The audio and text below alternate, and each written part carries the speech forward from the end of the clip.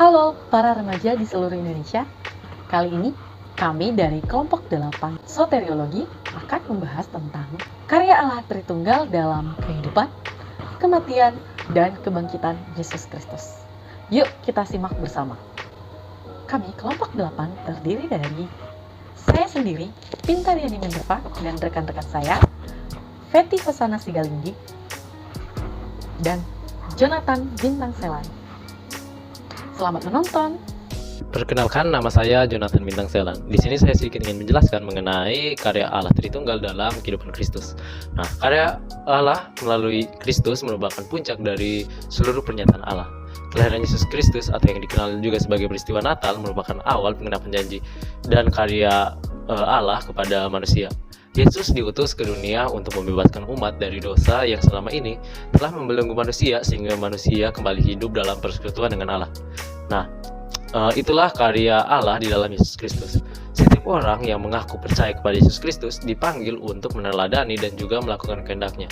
Kesetiaan untuk melakukan kehendak Allah inilah yang merupakan wujud nyata dari gambar dan rupa Allah yang ada pada manusia.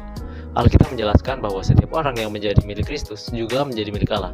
Sehingga yang pertama yaitu adalah setiap orang yang telah menjadi milik Kristus meninggalkan manusia lama serta kelakuannya dan mengenakan manusia baru yang terus-menerus dibarui untuk memperoleh pengetahuan yang benar menurut gambar Khalifnya. Itu dapat kita lihat dalam Kolose 3 ayat 1 hingga ke 11. Yang kedua yaitu setiap orang yang telah dibaptis dan mengenakan Kristus adalah milik Kristus, berhak menerima janji Allah. Itu bisa kita lihat dalam Galatia 3 ayat 26 hingga 29. Dan yang terakhir yaitu adalah dalam Kristus segala sesuatu menjadi baru dan Allah memilih dan menempatkan orang-orang beriman sebagai gambar dan rupa Allah. Itu bisa kita lihat dalam 2 Korintus 5 ayat yang ke-17 serta Roma 8 ayat 29 dan juga Wahyu pasalnya 21 ayatnya yang ke-5. Selanjutnya kita akan membahas tentang karya Allah Tritunggal dalam kematian Kristus. Yang pertama, Allah Bapa adalah pelaku dari penebusan kita. Bagaimana ya Allah dapat menjadi pelaku penebusan kita? Ada dua cara yang menjelaskan pertanyaan itu. Yang pertama, Bapa mengutus anak untuk mati menebus manusia, dan kedua, Bapa lah yang menghukum Kristus karena dosa-dosa kita. Banyak ayat Alkitab yang menjelaskan bahwa Bapa mengutus anak ke dalam dunia. Sebagai contoh, dalam Galatia 4 ayat 45, beginilah firman Tuhan. Tetapi setelah genap waktunya, maka Allah mengutus anaknya yang lahir dari seorang perempuan dan takluk kepada hukum Taurat. Ia diutus untuk menebus mereka yang takluk kepada hukum Taurat, supaya kita diterima menjadi anak.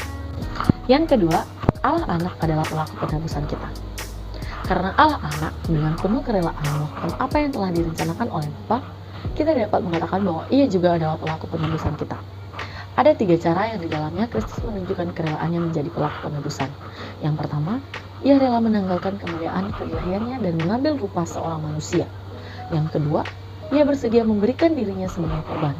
Dan yang terakhir, doanya sekarang yang ditujukan bagi anak-anaknya, menyatakan kerelaannya untuk menjadi pelaku penebusan kita sebagai anak-anaknya. Pernyataan yang ketiga, Allah Roh Kudus adalah pelaku penebusan kita. Alkitab sendiri menyebutkan 3 hal yang di dalamnya Roh Kudus bekerja bersama-sama dengan Bapa dan Anak dalam menebus kita dalam kematian Kristus. Tindakan-tindakan berikut menunjukkan peran Roh Kudus sebagai pelaku penebusan kita.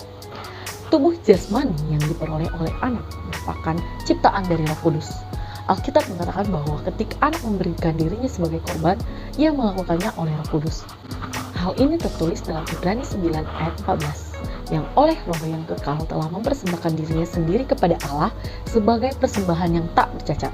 Jelaslah bahwa Roh Kudus dengan cara tertentu mempunyai peran yang penting bersama-sama dengan Bapa dan Anak dalam penebusan manusia ketika kematian Kristus. Selain Allah Tritunggal bekerja dalam kematian, Allah Tritunggal juga turut bekerja dalam kebangkitan yang menyelamatkan. Alkitab menjelaskan bahwa Allah Bapa membangkitkan Yesus Kristus. Dalam Kisah Para Rasul 13 ayat 29 sampai 37, di sana dikatakan bahwa Yesus dibangkitkan oleh Allah Bapa dari antara orang mati. Selain Allah Bapa, Yesus juga turut bekerja dalam kebangkitannya sendiri. Alkitab menyatakan bahwa Yesus bangkit sendiri dengan kuasanya dari kubur. Alkitab menyatakan bahwa Yesus sebagai sang anak bukan saja objek yang menerima, tetapi juga subjek yang melakukan, yang berinisiatif dalam kebangkitan. Roh Kudus juga turut bekerja dalam kebangkitan yang menyelamatkan. Alkitab mengatakan bahwa Roh Kudus membangkitkan Yesus dari antara orang mati. Dalam Roma 8 ayat 11-15, di sana dinyatakan bahwa Roh Kudus yang membangkitkan Yesus dari antara orang mati. Alkitab dengan jelas menghubungkan satu prinsip ini, yaitu kebangkitan Yesus Kristus dan usaha kita mematikan dosa. Roh Kudus memberi kuasa kebangkitan dan hidup baru. Dalam Roma 8 ayat 1-2, di sana dikatakan, demikianlah sekarang tidak ada penghukuman bagi mereka yang ada di dalam Kristus Yesus. Roh yang memberi hidup telah memerdekakan kamu dalam Kristus dari hukum dosa dan hukum maut. Begitulah ketiga Allah Tritunggal memiliki karya dalam keselamatan, yaitu kebangkitan. Demikian penjelasan dari kelompok 8. Tuhan Yesus memberkati. Dah.